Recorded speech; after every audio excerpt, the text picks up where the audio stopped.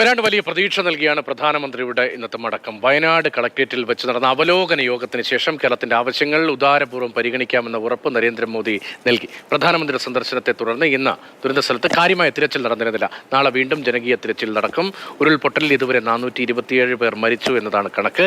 229 മൃതദേഹങ്ങളും 198 ശരീരഭാഗങ്ങളുമാണ് ഇതുവരെ ലഭിച്ചത്. ഇനി 130 പേരെയാണ് കണ്ടെത്താനുള്ളത്. ദുരന്തബാധിതർക്ക് താൽക്കാലിക പുനരധിവാസത്തിന് 65 കെട്ടിടങ്ങൾ കണ്ടെത്തിയിട്ടുണ്ട് എന്ന് റവന്യൂ മന്ത്രി കെ രാജൻ പറഞ്ഞു. റെഡി ടു ഓക്യുപ്പൈ എന്ന വിധത്തിൽ LSTയുടെ 41 കെട്ടിടങ്ങളും PWDയുടെ 24 കെട്ടിടങ്ങളും ഉൾപ്പെടെ 65 കെട്ടിടങ്ങൾ ഏത് സമയത്തും താമസിക്കാൻ ഉതകുന്ന വിധത്തിൽ നമുക്ക് ലഭ്യമായിട്ടുണ്ട്. 34 കെട്ടിടങ്ങൾ 2 വിഭാഗത്തിലുമായി റിപ്പയറിങ്ങിന് ശേഷം നമുക്ക് ഉപയോഗിക്കാം എന്ന കണക്കിൽ പെടുകയും ചെയ്തിട്ടുണ്ട്. അതിന്റെ പ്രവർത്തനങ്ങൾ മുന്നോട്ട് പോയിക്കൊണ്ടിരിക്കുകയാണ്. റെഡി ടു ഓക്യുപ്പൈ എന്ന വിധത്തിൽ LSTയുടെ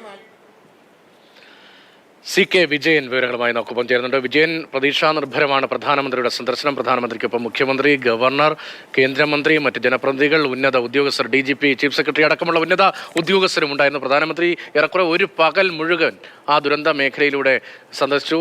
വിമാനമാർഗത്തിൽ അല്ലെങ്കിൽ വ്യോമമാർഗത്തിൽ മാത്രമായിരുന്നു, നേരിട്ട് വേലിപ്പാലത്തിലൂടെ ഉൾപ്പെടെ നടന്ന അവിടുത്തെ സാഹചര്യങ്ങളെല്ലാം വിലയിരുത്തി.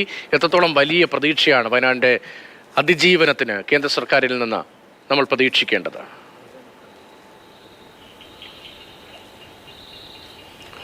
രതീഷ്, പ്രധാനമന്ത്രിയുടെ സന്ദർശനം കഴിഞ്ഞു. അദ്ദേഹം തിരിച്ചുപോയി. തികച്ചും വിജയകരമായ സന്ദർശനം. എല്ലാവർക്കും സന്തോഷമാണ്, സംതൃപ്തിയാണ്.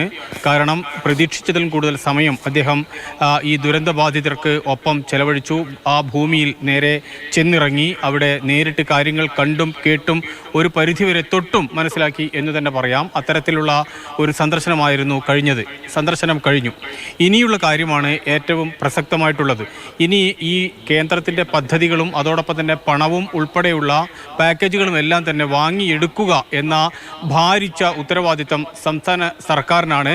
സംസ്ഥാന സർക്കാരിന് മേൽ അത്തരത്തിൽ ഒരു ഉത്തരവാദിത്തം ഏൽപ്പിച്ചാണ് പ്രധാനമന്ത്രി മടങ്ങുന്നത്. അതിൻ്റെ ഭാഷ ഒരു വിശദമായ മെമ്മോറാണ്ടം തയ്യാറാക്കി അയക്കണം എന്നതാണ്. ആ മെമ്മോറാണ്ടം എങ്ങനെ തയ്യാറാക്കുന്നു, അതിൽ എന്തൊക്കെ കാര്യങ്ങൾ പറയുന്നു, ആ കാര്യങ്ങൾ എത്ര കൺവിൻസിംഗ് ആയി പറയുന്നു എന്നതാണ് ഇനിയുള്ള കാര്യം. അതിൻ്റെ ഉത്തരവാദിത്തമാണ് ഇപ്പോൾ സംസ്ഥാന സർക്കാരിൽ നിക്ഷിപ്തമായിട്ടുള്ളത്. വീട് നഷ്ടപ്പെട്ടിട്ടുണ്ടെങ്കിൽ അത് സംബന്ധിച്ച വിശദാംശങ്ങൾ, സ്വത്ത്, സ്ഥലം, മറ്റു കാര്യങ്ങൾ നഷ്ടപ്പെട്ടിട്ടുണ്ടെങ്കിൽ അത്, അവരുടെ വളർത്തുമൃഗങ്ങൾ ഉൾപ്പെടെയുള്ള കാര്യങ്ങൾ നഷ്ടപ്പെട്ടിട്ടുണ്ടെങ്കിൽ അത്, അങ്ങനെയുള്ള എല്ലാ കാര്യങ്ങളും വളരെ വിശദമായി വേണം ഈ മെമ്മോറാണ്ടത്തിൽ പ്രതിപാദിക്കാൻ. ആ മെമ്മോറാണ്ടത്തിൻ്റെ കരുത്തിനനുസരിച്ചിരിക്കും, അല്ലെങ്കിൽ അതിൻ്റെ ശക്തിക്കനുസരിച്ചിരിക്കും കേന്ദ്രം ഇങ്ങോട്ട് നൽകുന്ന പണം ഒരു തടസ്സമാകില്ല എന്ന് അദ്ദേഹം ആവർത്തിച്ച് പറഞ്ഞിട്ടുണ്ട്. അതായിരുന്നു സത്യത്തിൽ കേരളം ഭയപ്പെട്ടിരുന്നതും. 1200 കോടി അല്ലെങ്കിൽ 2000 കോടിയോളം രൂപയുടെ പുനരധിവാസ പാക്കേജ് വേണം എന്നാണ് സർക്കാർ ആവശ്യപ്പെട്ടത്. അങ്ങനെയാണെങ്കിൽ സർക്കാർ പണം നൽകില്ല എന്ന്, അല്ലെങ്കിൽ അത്രയും പണമില്ല എന്ന് കേന്ദ്രം പറഞ്ഞിട്ടില്ല. പണം എത്ര വേണമെങ്കിലും നൽകാം, പണം തടസ്സമാകില്ല എന്നാണ്. പക്ഷേ കേന്ദ്രം മുന്നോട്ട് വെച്ചത് ഒരു ഔദ്യോഗിക രേഖ വേണം എന്നുള്ളതാണ്. ആ രേഖ തയ്യാറാക്കുക എന്ന ഉത്തരവാദിത്തം സംസ്ഥാന സർക്കാരിനാണ്. അതുകൊണ്ട് ഇനിയുള്ള ദിവസങ്ങളിൽ ഒരുപക്ഷെ അത്തരത്തിലുള്ള ഒരു ഡോക്യുമെന്റേഷൻ വഴികളിലേക്കായിരിക്കും സംസ്ഥാന സർക്കാർ നീങ്ങുക.